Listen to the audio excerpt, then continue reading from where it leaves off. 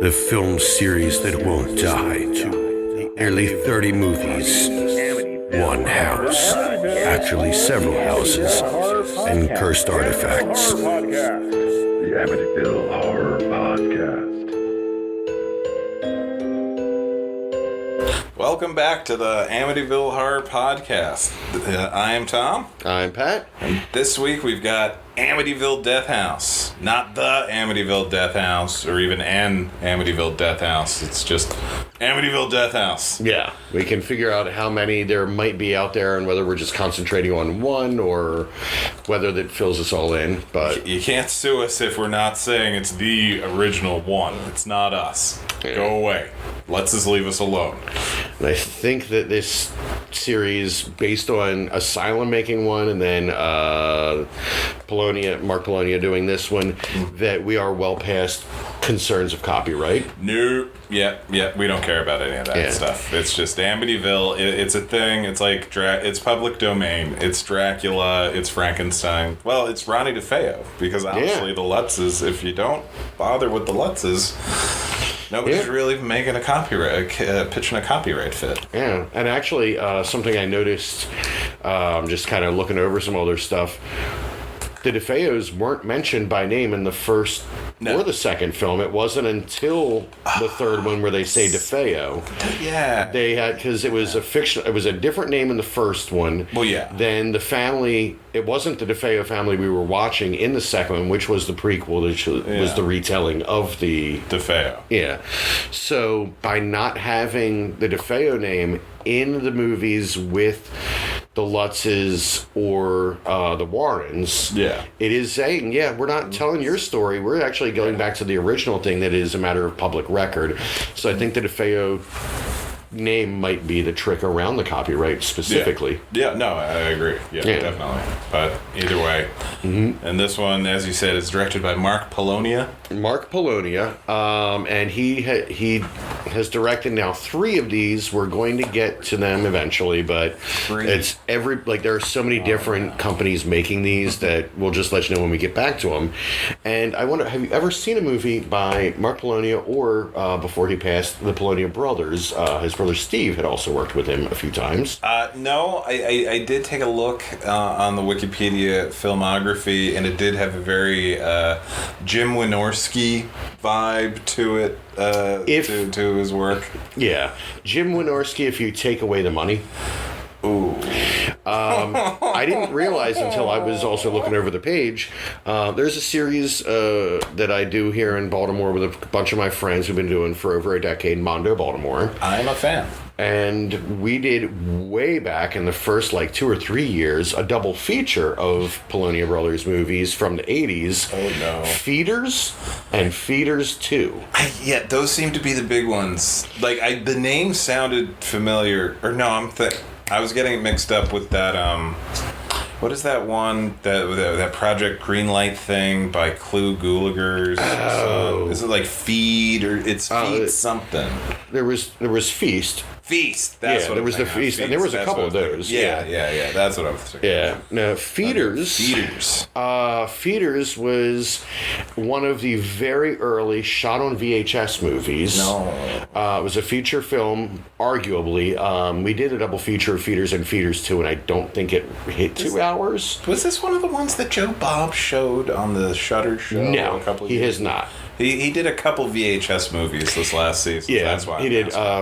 Well, one of them was Sledgehammer, which the rights to that's distributed by my buddy Clint, who was a part of the founding crew of Mondo Baltimore. I wish I could say I finished the film.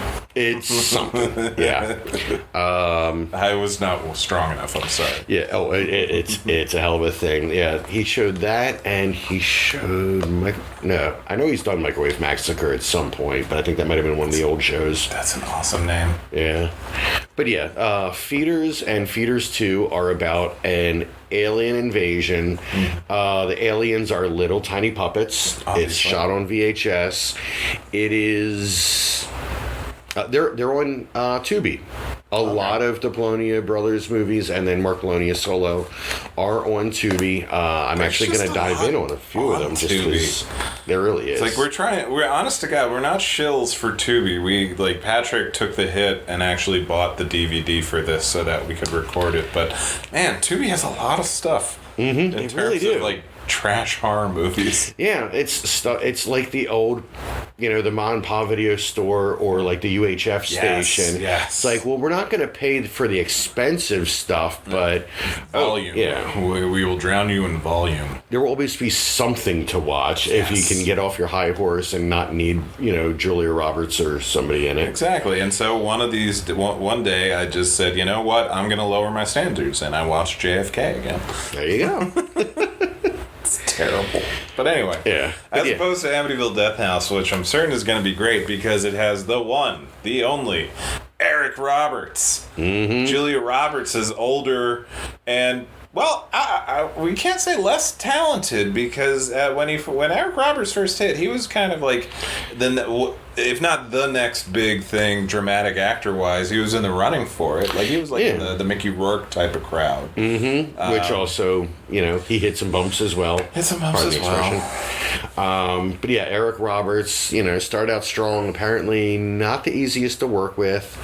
And he has, in recent years, started doing projects such as A Talking Cat, a movie which he recorded his part in about 15 minutes in his own bathroom doing the voiceover of this talking cat, and it shows. I went on to his Wikipedia page, and it is the work ethic the man has is astounding. He appears to do something like 15 movies a year. Mm-hmm. And I'm certain he's not in. I think if you add all of his screen time together, it couldn't be more than 2 hours between all 15 movies. He kind of does these like little appearances in them.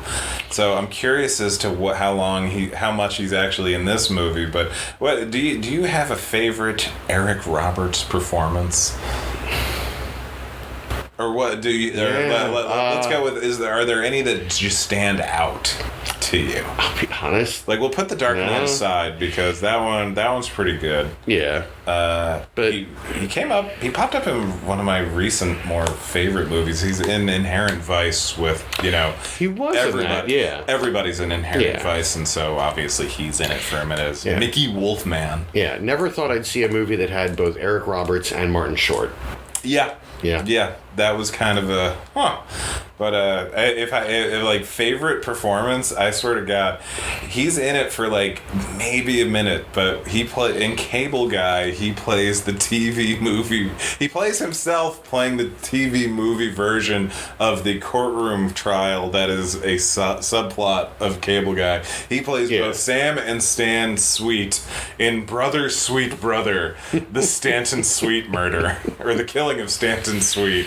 And it's just there for a minute, but it's hilarious. Hey, he played the Master in the Doctor Who movie. In the American Doctor Who movie with Paul McGann, he plays the Master. I had blanked that out of my memory. Yeah. Entirely. Because it's like, that's the thing. Like, there are certain actors, like your Ben Kingsleys or your Willem Dafoes, who can, not only are they character actors on the level that they can do anything, but they also still get cast for anything. So you get, like, your Ben Kingsley can be in Schindler's List, and then 3 years later, he's in one of the Blood Rain movies, and then a few years later after that, he's in Sexy Beast, another artistic, critically acclaimed piece. He can do it. They never get pigeonholed in terms of quality of the movie, despite the fact that they can go bananas. Yeah. Like your Willem Dafoe does silly shit all the time, but then he's in these Wes Anderson movies. He's in A Most Wanted Man. Yeah, it's in like Lighthouse, but then then he can go and do like a goofy, like a Fishing with John type thing. Exactly. He's just game for that sounds interesting. Yes. Eric Roberts probably was that good at some point, but now it's just not great movies that he makes now. from what I've heard, and this is all, friend of a friend and hearsay and whatnots. You guys don't talk as much as you used to. I didn't want to be the first one to bring it up on the podcast, but since you brought it up, you guys used to be pretty tight. You and Eric Roberts. But then I made the mistake of, one, I didn't pay him for his appearance, and it was lunch, but, I'll split the bill, and he's, nah. You at least paid, you didn't even pay for the lunch. Oh. You have to apparently pay in advance for his appearance, and you cannot mention his sister. If you mention his sister, he walks immediately. That's why I know I would get along with him, because I'm not a big Julia Roberts guy. Yeah. But I would, knowing that was the rule, the back of my brain would say, you got to ask him why not. I mean... But that's still mentioning it. Yeah, exactly. And the answer is going to be exactly what you think it is. Yeah. Or there's trading cards involved. Yeah. And some useful thing. But anyway. Yeah, and to roll back to your question, I was trying the whole time to think of my favorite Eric Roberts movie. Is it the video for Mr. Brightside? Unfortunately, every time I thought I had one, I realized it was actually a Michael Pare movie. I was like, well, Eddie and the Cruisers. Had the same vibe. Yeah. It's like, no. Well, Philadelphia Experiment. No. Yeah. Okay, I didn't really like Bad Moon, but that was still Pare. Still Michael Pare. Oh. And honestly, you're lucking out with Michael Pare, because Pare is not a great actor, but man, he had the smolder back in the day. Mm-hmm. He's a distinguished-looking guy now. He was a gorgeous-looking guy back in the day. And he might not have been necessarily great at emoting, but he had a good on-screen, charisma and the presence. God. Yeah. I watched Streets of Fire a month ago. That movie's still great.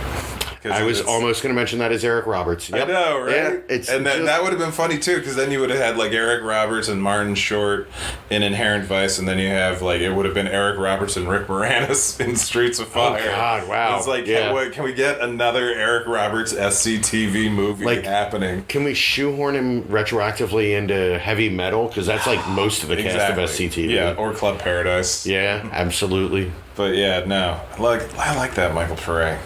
I wish I liked Eric Roberts more. He's great. He's got a nothing role in The Dark Knight, but you can't, in a movie with all the stuff going on in it, you remember him in The Dark Knight. He's still pretty good. Yeah.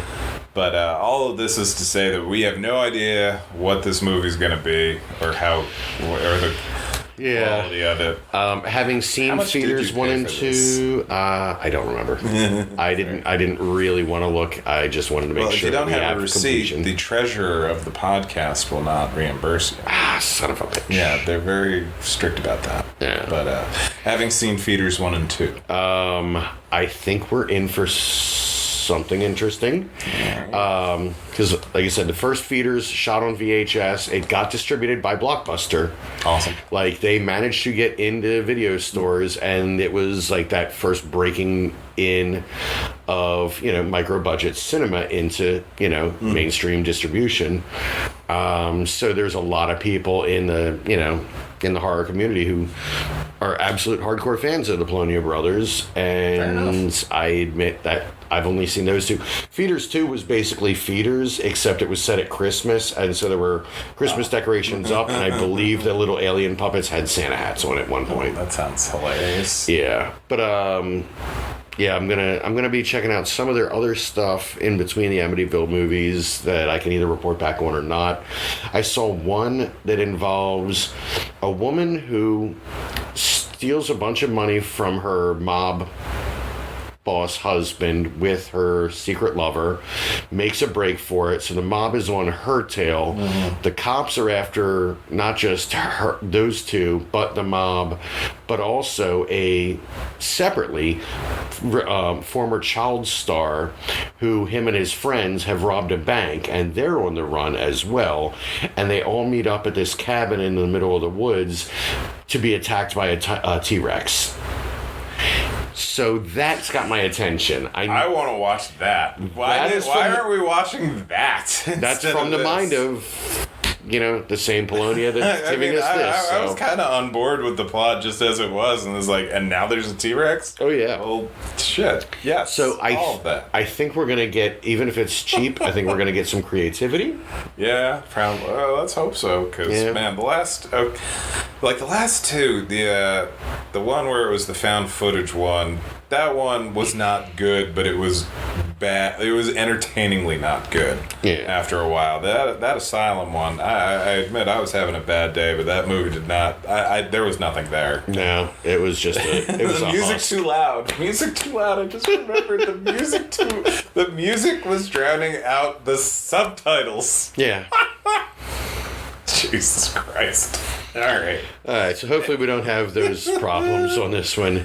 We might actually be Mark Palonia has been making movies since the early 80s. Yeah. So hopefully we're not going to hit the same hiccups that we did in that. There should be. You can't help but become a little competent. Yeah. After a while. We're going to see if the whole Malcolm Gladwell 10,000 hours thing has added up towards this. Totally just jinxed us saying that out loud. Well, he's got 3 tries. Because, even if he doesn't get it with this one, we've got 2 more. I love, what was it? I forget. I think Guillermo del Toro was quoting somebody else when they said it's like a director only makes one movie over in their career. They just keep trying to make it better as they go along. And so maybe the Amityvilles, he's just trying to make a better Amityville movie. Maybe. But now I'm trying to figure out what movie Steven Soderbergh's been trying to make because he cannot make up his mind on it. Well, yeah, I give Soderbergh credit. Like, you think he's pigeon, like he is just a one genre guy, but then you actually look at the breadth of his work, and he's like, no, I won't go as far as say he's like Takashi Miike level. But he's kind of the American version. He kind of is. He does not worry about genre. He will do it because, let's be real, Contagion is one of the most terrifying movies that's been made in the last 10 years. Yeah. It just, even before COVID, I remember like the first time I watched Contagion, it's just like, dear God, this movie, this movie with no supernatural elements or anything is scaring the shit out of me. And you've got that from the same guy that gave us Schizopolis, which is just goofy fun. Still never seen that one. Oh, it's fantastic. Yeah, no, I need to get to the deep dive. Yeah. I couldn't believe he was sexualized in videotape. Yeah, which I haven't seen that one, but that was around forever. And so when like Out of Sight came out, it was like, oh, well, this guy is amazing. I want to see. Yeah. Out of Sight and The Limey kind of came out in the same, like within a year of each other. And so it's like, God, this guy, what a new, fresh voice. Oh, he's been around for 13 years. Cool. Mm-hmm. I knew that.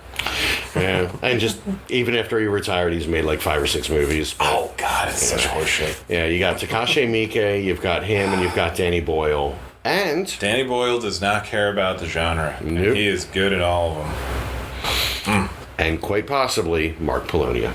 Maybe Mark Palonia. That's it. That's Takashi Miike, Steven Soderbergh, Danny Boyle, Mark Palonia.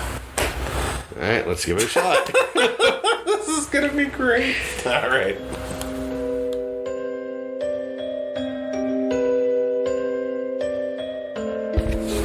Well, good news, we survived the death house. Bad news, we watched the death house. We are, again, as we mentioned, out into the woods, and this is a house out in the woods. Of Amityville. Yeah, so the surrounding neighborhood of Amityville has changed just as much as the plot, the backstory. Yep. This is a snow-covered frozen tundra of Pennsylvania by way of Amityville. Yeah, they keep saying it's Amityville. All of the plates are Pennsylvania plates. Don't worry about it. You're paying too much attention to this. Patrick and I are having fun and watching movies. You guys are being overly critical. Yeah, I mean, the kind of attention to detail to change the license plates would mean that they were thinking about this kind of thing as an important detail. Yeah. So they wouldn't be the kind of folks to change every business name to Amityville in the town. Oh, wait, but they did that. They did. It was kind of cute. I kind of appreciated that because like every single storefront had a very poorly photoshopped Amityville typed onto it, which was cute. There was a lot of Photoshop overlays. The Amityville house is just it's a house in Pennsylvania, but they photoshopped the Amityville eye windows onto it. That was a nice touch. Yeah, I mean there were nice touches. There were nice, like, you don't have a lot of money, you're going for it. Yes. Which, like, overall, I give credit to this movie. The movie had a lot of solid ideas, as shown by the events that happen in the movie. Unfortunately, the movie had no ability to convey any of the ideas in any sort of intelligible way so that they would be impactful to us, the audience. Yeah, which, again, Feeders was many years ago, but I feel like I might have been a little more prepared for that. Fair. Let's dive in. Yeah. The film opens with the ending. Yes, which and to their discredit, they don't even give you a 3 days earlier or 1 day earlier after the opening credits. Yeah, you just see a whole bunch of A lot of stuff, including Spider Woman. Mm-hmm. You see a woman who's got spider legs growing out of her back, but so that she's facing upwards, so she's doing the spider walk from The Exorcist, but with actual spider legs. Everybody's screaming, axes are everywhere, we're in a basement, oh my god, and then credits, which are, low budget, Seven-esque, where just lots of symbols and writings being thrown at the audience, including this one Necronomicon-esque looking book with the words Salem, Witch, Amityville, Evil, written in big bold letters, which, God help me, I'm pretty sure was just the shooting script. I think it was. Now, the Necronomicon-esque book is, in chunks of the movie, something it looks like they made themselves. Other chunks, it is just literally a store-bought replica of the Necronomicon from Evil Dead. Yes, it's actually the 10th anniversary, the 15th, the whatever anniversary DVD special edition, which, as I am pointing to my copy of it And on my shelf. Good radio. I'm sorry, exactly. But no, yeah, you can see it. It's the foam book that actually has pages made up to look like the Necronomicon, and is unfortunately degrading over the years because cheap plastic rubber. Yeah, stuff. it's kind of rubbery. Mine's crumbling too. Yeah, we don't move it much because the front's kind of holding up together well, but that is in this movie, and it's even better because they're trying to disguise it. They have it upside down, so that way you could never put that together. At one point, they have a belt around it to show that it's A, locked, B, not infringement. Exactly. And to their defense, we're paying too much attention to all of these things. But this is how you make a podcast. I know. We just I feel bad when we go after people that make these little movies. Well, I feel like we're having a fun discussion. I enjoyed myself this time. Oh yeah. This is definitely much better than the Asylum movie, which was just, there was nothing going on and it was poorly shown and or filmed, whereas this one, lots of stuff going on, still very poorly filmed and acted. But anyway, last point on the Necronomicon. The inside of the Necronomicon we get to see periodically through the movie. We're not sure who filled it in, but some of the illustrations... It's all Sharpie marker. Yeah, it reminded me a lot of Strong Bad's old doodles. Oh my god. Yeah, there's one point where I, honest to God, feel like the image was of the Teen Girl Squad being hung at the gallows. And here we have the cheat. And the cheat becomes possessed by the house and shoots everybody with shotgun. The cheat is not demon. The cheat is not demon. So after the credits, we cut to the sheriff's department, which may or may not be green screened the entire time, and the sheriff is given a videotape of our main characters, after whatever has happened, which, okay, so the movie starts with the end. The opening credits happen. Then we are in this scene that presumably happens days, if not a week or so after the events of the film, where this videotape is recovered. And then through the videotape, we start having an extended flashback for nobody, because nobody's left alive and everything. And then that's the meat of the story. There's this weird... Russian nesting doll thing happening that doesn't work. Yeah, instead of just after the credits we go back a few weeks, or go back a week, we see him watching the videotape. We watch them interact as the main character, Tiffany, and her friends are on the way to her grandmother's house because nobody's heard from her in a few weeks. Yeah. And they have just left Florida, where they were helping with hurricane disaster relief. Hurricane Courtney. Yeah. But Hurricane Courtney hit apparently late enough in the year that is snow-covered Pennsylvania. Yes. Or upstate New York. Yeah, right. But like, there's lots of snow on the ground, and here we are. I granted there are more storms per year than ever. Climate change is a thing. But even still, by winter, we would have been past the seas. Well, that was why they could build the relief, right. because it was after already done. the fact. That would be even dumber if they were trying to rebuild the house in the middle of the hurricane. Yeah. Which I'm sure it's still a little wonky, or at the very least, at minimum, it's not clearly explained, like right. the timeline of anything. But yeah. Tiffany, our main character, and her one girlfriend and two guy friends, all of which none of their relationships are ever explained, like to each other or to Tiffany. They're all going to Tiffany's grandma's house in Amityville because we haven't heard from her in a while. We have a very cabin in the woods-esque local store scene, which is never...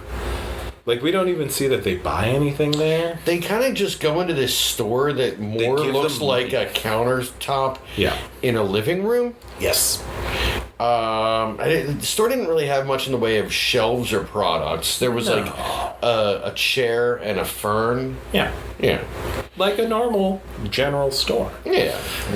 But it's an inconvenience store. It's an inconvenience store. So they ring up. The proprietor rings up $52 and change worth of goods, but nothing appears to have been exchanged. Especially because I don't even think they carry bags out. No, they don't. That's what I mean. Like, they don't even put anything on the counter. Yeah. For anything. But then they're back on the road, and then they meet this stranded motorist who... Oh, yeah! Yeah. So this one girl... Her car is broken down. She has a dog and a story. Oh, they find her after they get run off the road in the car chase. Oh, God. Yeah. Yeah. Basically trying to emulate on, a smaller budget than Warner Brothers would kick out when the Griswolds almost get run off the road in Christmas Vacation. Yeah. Or an Easy Rider situation. Yeah. Just, like the local yokels. Just trying to run them off this snowy road. But they're doing about like 5-10 miles an hour. Yeah. Yeah. So that guy passes and they spot this. Are those the guys in the woods later? They might be. They have to be, because there are no other people credited in the movie. Yeah, that's gotta be. All right. At least they come back. Yeah, cool. Thank you, audience, for indulging us while we actually try to put together the movie that we just watched. Yeah, we take our separate notes and then open them up as we discuss them here for you right now. Nothing but the least amount of research and preparation for you, the listener. Shut up. So then we get to our stranded motorist. Mm-hmm. Because, again, we can't gloss over the attempted road rage enough, because there's nothing that happens. It's just two people driving on the road. And they kind of come up on them. You see them in the rear view. They honk a lot. Yeah. The car goes off to the side of the road. Not like skids or veers, just, pulls off. Yeah. And then yes, they find this college-age girl who is stuck. She's got her dog with her, but her car just stopped in the middle of the road. So they're trying to figure out, what's wrong with it. And one of the guys says, "Don't worry, I'll have you up and running in a jiff." That is an impressive or a boastful statement. Yeah, your car just died in the middle of the winter on the side of the road. I'm sure it's nothing. And it turns out that is the unearned confidence of a middle-class white man. It really is. It's so nice to see just the pure example of it. Yeah, but it's even nicer when it works out for him. Yeah, because as it turns out, the car that was running stopped running because It was low on antifreeze, not out. Low on antifreeze. Low. He asks, "Do you have any antifreeze?" She has some in the trunk. He pours it in the car. It works now. Yeah. And that's it. Which is not how cars work. Yeah, it's not what antifreeze does. Usually, antifreeze is great for getting your car started, but once your engine is running, there's a thing it does called internal combustion. There's a whole Wikipedia article about it. Yeah. But it tends to keep the engine fairly warm for the rest of your drive. Yeah. And we know very little about cars, as you can tell by the fact that we watch these movies every week and talk about them, and that's what we've chosen to do with our lives. Yeah. But there are car talk, shows for other movies, and I'm sure there are people doing dissertations on Bullet or Car Talk was the best. Yeah. But so while they're waiting for the guy to figure out the antifreeze situation, the stranded motorist, played by Danielle Donahue, I don't remember what her character name was. They did flash it briefly in the I feel like they mentioned it. Yeah. But she explains that she's poking around the area to try to prove that this old legend about a witch was true, and that her people were in the right for hanging this witch because she was a witch. Mm-hmm. And this is the witch that is part of the Raymond family, who lives up at the Wilmot place. Right. Now, the Raymonds have lived there for generations upon generations at the Wilmot place, including Tiffany, our lead, last name Raymond. Yeah. So, if we refer to the Raymond place or the Wilmot place, we are referring to the same house. They keep referring to it as the Wilmot place, and it's like, but the Raymonds have been there for like 100 years. When does it become the Raymond place?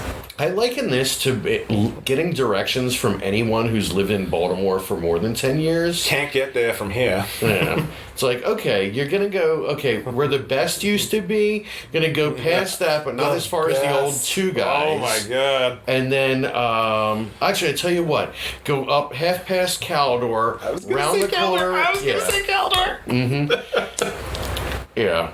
Baltimore direction. I'm sure it's this way most places, but as a local, I definitely know for a fact that I will give directions to stuff that has been gone for 20 years. And more often than not, if it's another local, not a problem. Yeah, no, they remember it being there. Yeah. But so they get Danielle Donahue back on the road, sort of. Her car is running at least, and then they go. Yeah, she over doesn't the river. leave. She doesn't. The dog escapes or something. The dog escapes, so she leaves her now working car. Yeah. Running or not, whatever. To go find the dog. On the way to find the dog, as the dog is barking, she does find a black skull. Yep, a human black skull. Just in the snow. Yeah. Not buried, not like just, it's just in the snow. Mm-hmm. And, which raises a lot of questions. Yes. What is this skull? Who did it come from? Is this tied to the mystery? Don't worry. And these answers are somewhere. But unfortunately, her dog returns and rips her throat out, so we never know. It's like total Suspiria style. I kind of appreciate it. Oh, yeah. Like, there's a lot of good violence in this movie that if it were even slightly better, this movie would be great. Like, no, it would be good. If it was slightly better, this movie would be good. Yes. So, I'm splitting hairs. Shut up. In terms of quality, but this goes on for like 5-7 minutes of the girl running around the wood, wandering the woods looking for the dog. She finds the skull. She finds a hangman's noose. Right. Yep. And then as she tries to go back to her car, her dog runs out of nowhere, does a flying leap, and takes out her throat. Yeah. Then that's the end of her. And then Eric Roberts, in his weird little warlock, which we have not gotten to, dear God, says that the first life has been claimed, and there will be 6 or 7 or however many more others. Abigail will get her revenge. Eric Roberts is a voice attributed to this warlock druid-looking guy that's in a room that is candlelit and has the store-bought tarot cards and like the classic deck, the one that you could get at pretty much any Borders, Barnes and Noble, Walden books. It's your starter deck. Yeah. It's not when you get into it and you get your fancy like No. Dave McKeon deck or anything. That's a nice one. Oh, that would be nice. But and this warlock has a kind of caged mask on, so you can't quite see his face. Yeah, but underneath the cage mask is just a skull bandana. Basically, yeah. So ultimately, he once again, Eric Roberts literally phoned in his performance. Sure did. So I'm going to refer to his character from the rest of this as the talking cat. A talking warlock? A talking warlock. Yeah. Because that's what he did. Don't worry.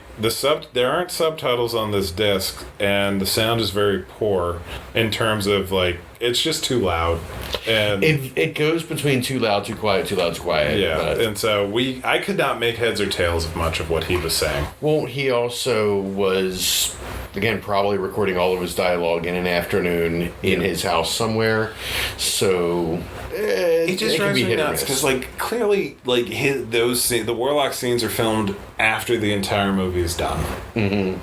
This could be your last minute. Hey, this movie is an unintelligible mess. Why don't we have the warlock fill in every single gap that we have, since we're going to keep cutting back to him? Yeah. No. We've got all this shot. Here's where it's edited together. Here's where we need something. Yeah. Okay, we're going to give Eric Roberts some bullet points. He's going to kind of talk about stuff. Mm-hmm. Yeah, sure. But no. Yeah.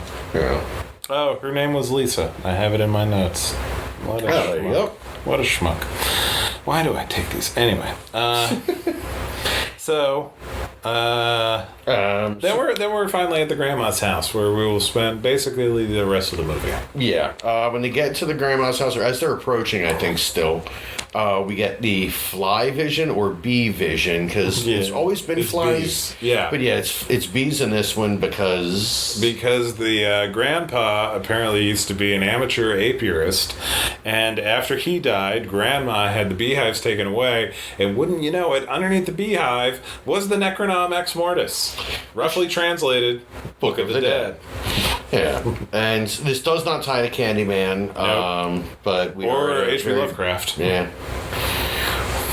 But yeah, so we get B-Vision, which is basically... it does sort of tie to the Evil Dead, because the design of the Abigail witch monster thing is very true. First Evil Dead movie looking, which I appreciated. Yeah. But, yeah. Anyway. So, yeah, B-Vision, it's very brief, and... It's just hexagons. Yeah, it's basically just a hexagon. They don't even... It looks like they put chicken wire... Yeah. They don't multiply the vision or the images. It's just the same shot you would see, but with hexagons. And a fisheye lens. Yeah. Yeah. It essentially does look like what the gag they did in the Transformers Bumblebee movie, when you notice that all of his heads-up display is a hexagon thing, and it's just very... Look, the Bumblebee movie was really good, okay? Just shut up. Anyway. So, yeah, they get to the grandmother's house. She goes up to check on her grandmother, who looks like her face has been coated with oatmeal, and then it's dried over the last however long it's been, because grandma doesn't know what day it is. She's already missed a week's worth of stuff. She looks very much like Grandpa in the Texas Chainsaw Massacre movie. Yeah. Like, it's just that kind of we just put a layer on top of your face, and and that's it. And Tiffany, to her credit, tries to make food to nurse Grandma back to health, even though the whole time they should just be like, hey... Well, actually, she's the only one that sees the grandmother a lot. Nobody else bothers to go upstairs. Which, it's not their grandma, so who cares? But at the same time, it's like, hey, is she okay?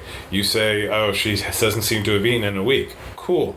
Let's take her to the hospital because she's probably got issues. Yeah. I mean, we're assuming that these are, empathetic and, kind people, not the normal kind of assholes who go down and do hurricane relief. I mean, this is what I was about to say. They do hurricane relief. Yeah. They care. Why would they not go up and check? Yeah, it's weird. And so we have, the first of, 12 times that Tiffany's maybe boyfriend keeps asking, is she okay? Are you okay? Are you okay?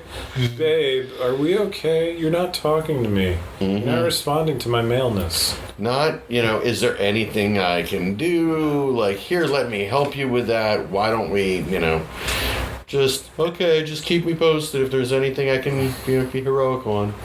And then after, Tiffany makes, a bowl of food and tries to feed it to her. Which is made from jarred stuff from the basement. Oh, God. She goes down to the basement. They tried to kind of replicate the basement from some of the early Amityville movies. Yeah. But with a little bit of Evil Dead. Yeah. There's a jar of pickles. There's a jar of Mysterious. There's 5 jars that I'm pretty sure somebody's urine. Yeah. And then 1 jar of teeth. Yeah.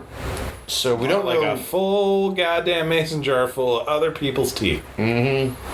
Ugh. We don't believe she used the teeth in the soup, but probably. Well, maybe for stock. Okay, fair. Yeah. But after that, Grandma is pretty much ignored for all but one scene after that. And it's weird because the Tiffany and the group of kids basically act like they're at a cabin on vacation for the remainder of the movie. Right. And even though there's a sickly old woman upstairs that needs help. Yeah, and the house is in a state of mid-repair, but when you're in the basement, you can see that there's definitely construction at the top of the steps. Yeah. In other parts of the house, it looks just old and rustic. And it gets confusing because when you see videos of them doing their hurricane relief, it kind of looks like the same house. Right. It looks like they're in that same house, but they're in this house watching that house. And they see the ghost from this house in the video from the house in Florida. Mm-hmm. And honestly, when they're in that house in Florida, it looks like they're basically just rehabbing the director's house. Yeah.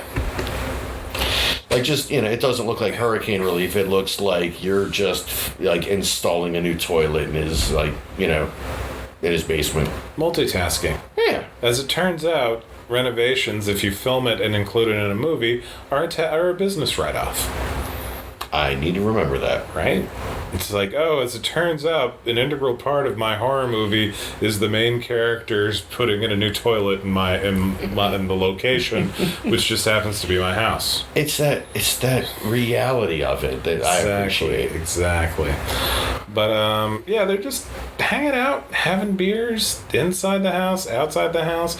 Interspersed with this is the sheriff who got a call from his ex-wife, the shopkeeper, the general store owner, saying it's the Raymond girl going up to the Wilmot place, which it sounds so stupid every time. House. It's their house.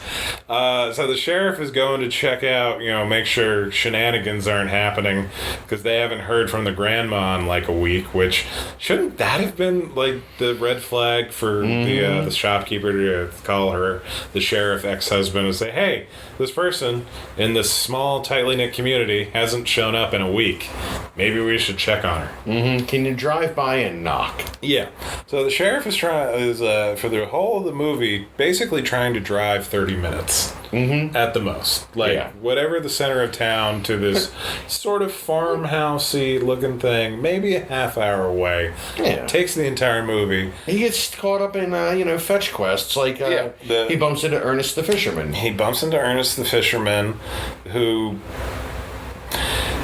I sort of want to give them credit for the effects they pull off in terms of, like, using no money. They make this guy look like a monster came out of the water and dragged him into the water. Yeah. And, like, even put some poor camera person underwater, under the frozen surface of this lake to shoot up through for a POV shot, and that had to suck. Yeah, no, that would have been bad. Yeah, the sheriff, the sheriff leaves right before the fisherman gets taken under the water with dubious special effects, and then we see the sheriff discovering the remains of Lisa, the Danielle Donahue motorist. Yeah, it's unclear. We see a hand in the woods. He is looking through the woods in that direction. He maybe sees it, maybe doesn't. We don't know. Yeah, he doesn't react to it, which, again, the lack of a reaction is not evidence one way or the other about what's happening. Yeah. But meanwhile, our main characters are drinking outside in the backyard with a little fire when some random yokel shows up, contributes nothing to the plot, and then leaves to get murdered. Yeah. He has a funny accent for, Pennsylvania and or upstate New York. Yeah, he just kind of hops out, says he was hired by the family to hunt squirrels off the property, because that's a thing. That's a thing. And squirrels are a menace. Yeah, and that people have been leaving other animals around the property. Yeah. And then, he just goes off to be another corpse. It's like they keep trying to imply that there's some culty activity happening, these extended flashbacks and everything, but nothing is ever explained or explored. No, and the cast is now aware that there are weird things, because when they're watching the video of them doing the home repair, not even blurry, they pause it at one point and it stays there, and they see the ghost that we see through the movie, this kind of Ring-esque, matted down, filthy, girl in a long nightgown, just staring kind of at the camera, but behind the door, and the one guy says, "Who's that chick? Who's she? Does anyone remember her being there? I don't remember that girl. Who is that chick? Who is So we were filming the end of Three Men and a Baby, and does anybody remember this ghost kid? Something? I don't know. I thought that was your idea. Oh, I thought you brought her. I don't know. Yeah, it was. Yeah, goofy and bizarre, and very dumb on that character's part. The main character, Tiffany, keeps hearing whispering voices that, to my ears, sounded like they were saying Shasta McNasty. Yep. Yeah. They were apparently very big fans of the old Jake Busey, and there was was it Bill Bellamy or some other semi-famous person that was on Shasta McNasty? I'll be honest, a lot of the old UPN shows are just kind of fuzzy memories, though. That one... You don't have to say old UPN. You can just say UPN. Right. This is true. It dates itself, that reference. Exactly. Yeah. Same with the WB. Yeah. The Secret Diaries of Desmond Pfeiffer will remain a secret for generations to come. But anyway. Until the homeboys from outer space find them. Oh my god. But so by this point, Tiffany goes back upstairs to check on the grandma that they were, purportedly there to check on to begin with. And grandma is having a conversation with the ghost. And the ghost says that she no longer needs grandma's physical presence. And so grandma just snaps her own neck. Mm-hmm. Which was impressive. Yeah. It was kind of like Joker at the end of The Dark Knight Returns, where he's just like, well, the job's worth doing. Yeah. But yeah, she's got her own demon girl version ghost hand on top of her head, and cracks her neck, and in later shots it looks like she ripped the head off because the head is just laying on the floor. Yeah, it's crazy. Yeah. And now all of a sudden the not Tiffany girl, played by Cassandra something or other, she had previously gotten a paper cut on the demonic book, which is sort of like, I got a paper cut. Yeah, who cares? But on the Necronomicon. Oh, that's really bad. Well, wait, what should I do? Maybe I should read some of it to see if it gives me an idea of what to do. Read needs a spell from the Necronomicon. Yeah. Drawing a line here. Don't read the Latin. You've already gotten your blood on the book. So now she's feeling hot and has some horrific growth happening on her hand. Yeah, it looks like it got, like, somehow she got her palm in the fryer. Yeah, it looks horrifically burned and gooey. And by this point, the boys are being possessed and says, like, let's go downstairs and dunk her in the water in the bucket, in the barrel that's in the basement. Yeah, the barrel doubling, I think, for the well from part 3. You were being very kind. Yeah. And I know we jump around a lot, but I spotted a note for something that... Sorry, folks, listeners. We are not preserving the narrative flow of this film. Or we might actually be kind of... creating it as we go along. Yeah. There was a point in the middle, which you had to step away for a second, where Tiffany was telling a story about her grandfather. Yeah. She said, like, you know, she used to come up here and visit Grandma and Grandpa all the time. And then one day, she was in a part of the house and Grandpa showed up and told her never to come back to this house again, never return to the old farm again. Summer is over, never come back here. Like, that emphatically. Then she says she told her parents about it, and they explained that Grandpa had actually passed away that Monday. So it was the ghost of the grandfather telling her, never go back to this house we're at right now ever again. And then says, to cap the story off, I think he was trying to warn me. It's like, it's beyond dying wish. It is his ghost's wish. Yeah. That you never come back, and you can't do that. Mm-hmm. Bad grandchild. And that's and so she deserves everything that happens. Yeah, so I want to make sure you were yeah, aware no, of that's that. pretty good. I forgot. Yeah. I didn't hear I was like, I think he was trying to tell me something. He was trying to warn me. You think? That's like in The Man with Two Brains. Just give me a sign if you think this is the right thing to do.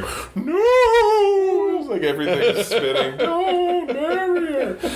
Please, just any sign. Anything at all.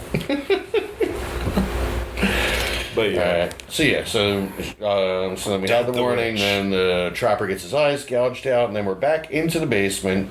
Yeah, the eye gouging thing, that was pretty good. Yeah. And we also get, like, apparently, like, we think now it's the two pickup truck drivers that were giving them a hard time on the road. They come back, and they get, just unceremoniously dispatched as well. Yeah, they're sneaking around the woods. One of them has an air horn to scare the ghost. The other has... A gun. To also scare the ghost. Yeah, but although they're trying to...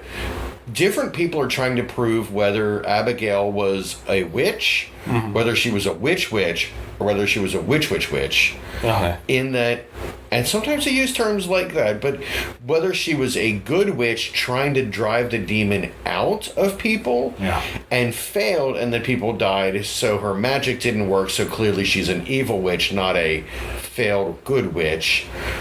Or she was an evil witch and she brought this, or whatever reason, people have different opinions as to what kind of a witch she was. Everyone seems to agree that the town burned her at the stake anyway, and then she wants revenge.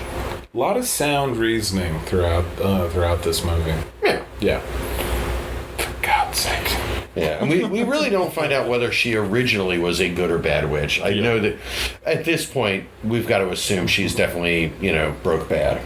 Well, getting murdered tends to leave a bad taste in one's mouth. It really does. It's like, as it turns out, she was kind of okay, and then we murdered her violently, and then that kind of made her turn into a jerk. Yeah, that's a bit of piss in your cereal. A little bit. Yeah. But back to the basement, which I apologize that I skipped over so much. Oh, no. I feel like we're going to keep bouncing away from the basement and back to it because there are threads. And so in the basement, we're trying. The two boys are possessed now because they have moderate face weirdness. Yeah, they've got like goo and little growths happening on their faces. Looks like stage acne. Yeah, yeah. And the way that they act when they're possessed is just honestly a little more dickish than normal. They're I would call them bro-zest rather than possessed. Bro-zest. Yeah. Get out of my apartment. Never come back. We are done with this podcast.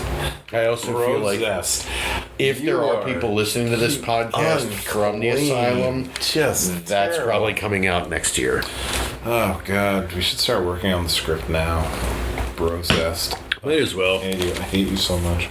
So they're bro-zest. They drown Gooey Hand Girl and are trying to figure out if Tiffany is a witch. Luckily, they find a clue in that she has 8 teats. They rip open her shirt and reveal basically a pig sow's chest. Yeah, and the boys don't rip open her chest. They just look over and her shirt is open. Right. And she hasn't even noticed that she has 8 teats. Yeah. Witches' teats, as they call it.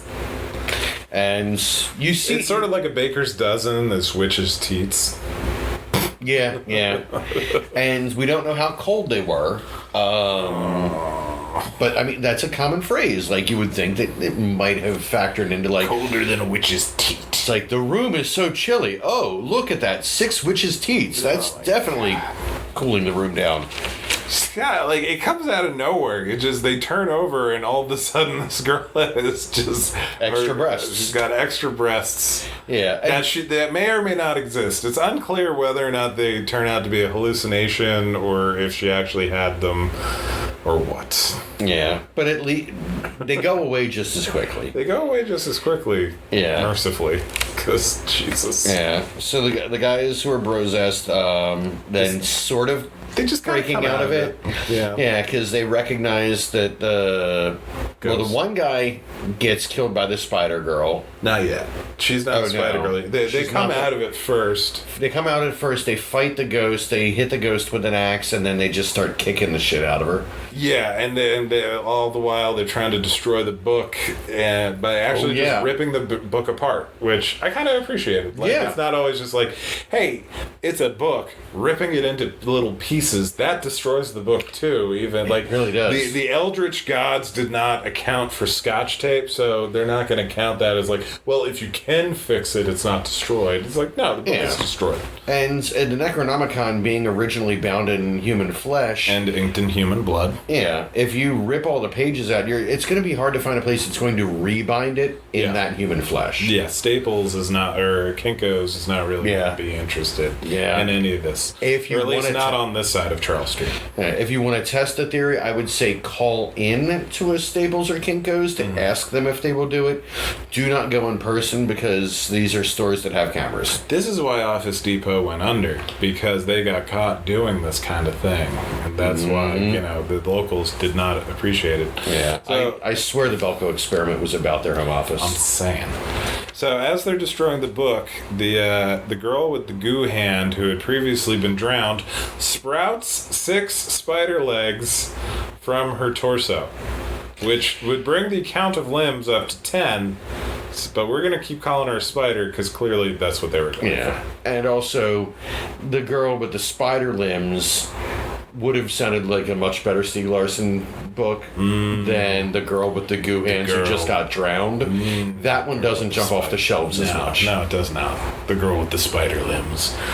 And honestly, like, there's bits where it's, like, completely a digital effect, but they also have, like, a few, like, practical spider legs that are poking around with people, and, well, it kind of looks better than it should, and I still give them points for just, like, well, this is the last thing I would have expected, where it's like, and all of a sudden now we have a spider demon person girl. This is why I feel like this one works better as an Amityville movie than like some of the other recent ones, is because between the dog teats and the spider limbs, it has that.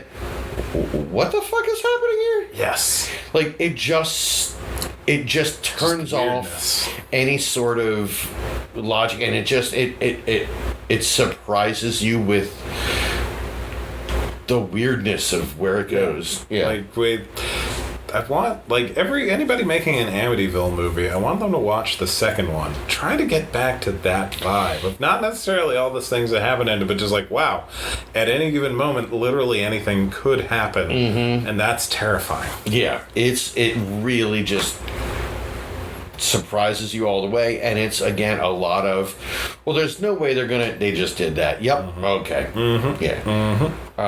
So they're fighting the Spider Lady. She kills one of the guys.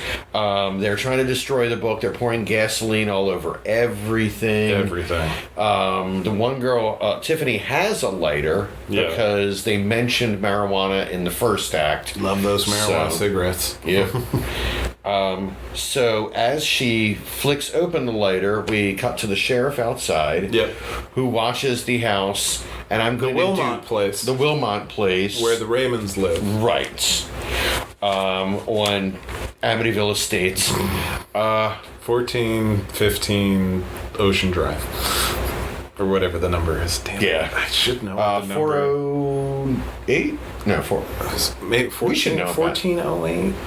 No, that was the Stephen King thing. Yeah, right. And then 1428 is Nightmare on Elm Street and The Simpsons. Yeah. It is Ocean Drive, though. I remember Ocean Drive. Which is weird, because Simpsons is Springfield and Elm Street is Springwood. Yes. But anyway. On purpose. Anyway.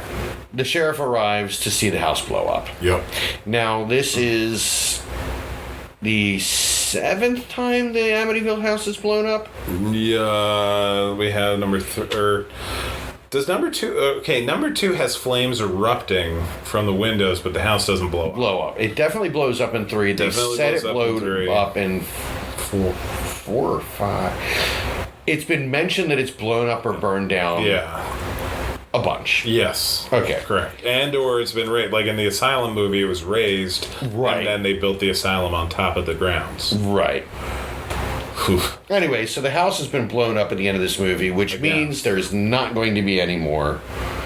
This is it. We're done. Yeah. There's no more house. What can you do? Well, the director of this one, as we mentioned earlier, has done 2 more of these, and that's not all that we've got left. Oh, my God. I wonder if they're direct sequels. But anyway, the sheriff calls for all of the fire departments to show up. Send the fire department, send the ambulances, send everybody. And then it ends at the sheriff's house, or at the sheriff's department, rather. I mean, getting the videotape to watch to start the movie, I guess, because again, there's no coherent sequence of events to the movie.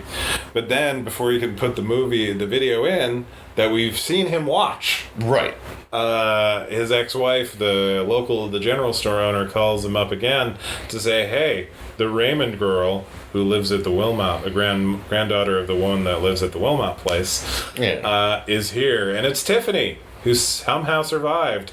Except now she's got evil demon eyes. Yeah, and I was very surprised she had demon eyes, because for the entire length of the shot, she had her eyes closed. Yeah. And so there was nothing to indicate that they were going to be demonic. And then after 30 seconds, when she did open them and they were glowing blue like she was a spice addict. Yeah. You get to that spice addict is a racist term, by the way. They're just Fremen. I mean, they you live there and you get the blue eyes. It doesn't mean they're addicted.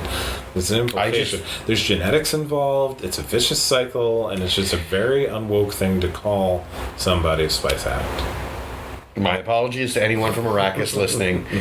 But she also does have the thriller laugh accompany the eye opening. Which is Eric Roberts doing the Vincent Price thriller laugh. Because Eric Roberts was, quote unquote, in this movie. Mm-hmm. Even though he wasn't. Yeah. He's just a voice. A talking warlock. A talking warlock? Oh my God. And that's the Amityville Death House. What's the resale value for you for Amityville Death House? I would watch this again. I would too. Like, especially in comparison to The Asylum, I thought this was much better. It's just, there's a lot of good ideas. It's just a very, very poorly executed movie. Like, the acting is terrible, the plotting is terrible, but the stuff happening in it, you could make this into a good movie. I've seen worse movies made out of this kind of stuff. Mm-hmm. And the thing is, again, like, with what we do with Mondo Baltimore, I know a lot of the selection process for what we tend to show is not just like, is this a bad movie? Let's watch it. Let's watch. Like on examples of just flat out bad. Love on a Leash. But that's one we watched. Yes. That is a bad movie that had heart and ambition. Yes. We want to watch stuff that they wanted to make something much bigger than their budget or their talent or just their resources in general would allow. Yeah. And we love watching movies where people dreamed big and they missed the mark, but we're rooting for them. Yeah. It's kind of like an underdog bad movie. Yeah. Right? So that's why, I want stuff all like of these this, movies to be good. I want to enjoy them. And like this one showed, like they had ideas. They had like they went for it, and that is enjoyable to me. Whereas like the Asylum one, there were better sets. They were shot poorly. I will not. I'm not going to make let's not make any concessions. I will not say that the sets were better because you couldn't see them. This is true. Yeah. Yeah, but like it didn't feel like there was the joy of making a movie in that one. And this one, it felt like eye gouging stuff. It was fun bits where they could, but it is terrible. It is a terrible, terrible movie. But this is only the first one for this guy, so he's got 2 more tries. Yeah, and again to do it better. And I maybe he will. Would you like me to reveal which ones are his other 2? No. Let's be surprised. Okay. What is the next one though? Well, I'm pulling it now. We have it's Playhouse. The Amityville Playhouse. Amityville Playhouse. Yeah, the Amityville Playhouse. I'm going to find where we're watching that one. I think that one's on Amazon, but we'll find out soon enough. Right. This one we had to pick this one up on DVD. Yeah. This is part of Patrick's collection now. Yep, owns it. And who knows if we'll ever watch it again? Yeah. Well, maybe we'll have it as a Mondo. Yeah. Then you can write it off as a business expense. I'm telling you. Yeah. Oh, and actually, I'm smart, not hard. I may have to correct us on that. Next one is going to be Amityville: The Final Chapter, which was also released under the title Sickle. That came out. Sickle or Sickle? Sickle as in Grim Reaper. Gotcha. I do want to start pointing out the release dates on these and in conjunction with where they fell to the others. So Amityville Asylum from last week was released in 2013. Yeah, this was... Okay, go ahead. Yeah, Amityville Death House that we watched today 2015.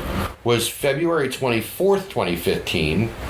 Now, the one we're watching next week, Amityville: The Final Chapter, aka Sickle, was released March 28th, 2015. So just a little over a month later. And then the one we're watching, the Amityville Playhouse, That's 2016, isn't it? No, that is April 13th, 2015. I'm telling you, So that's 2 weeks after the one we're watching next week.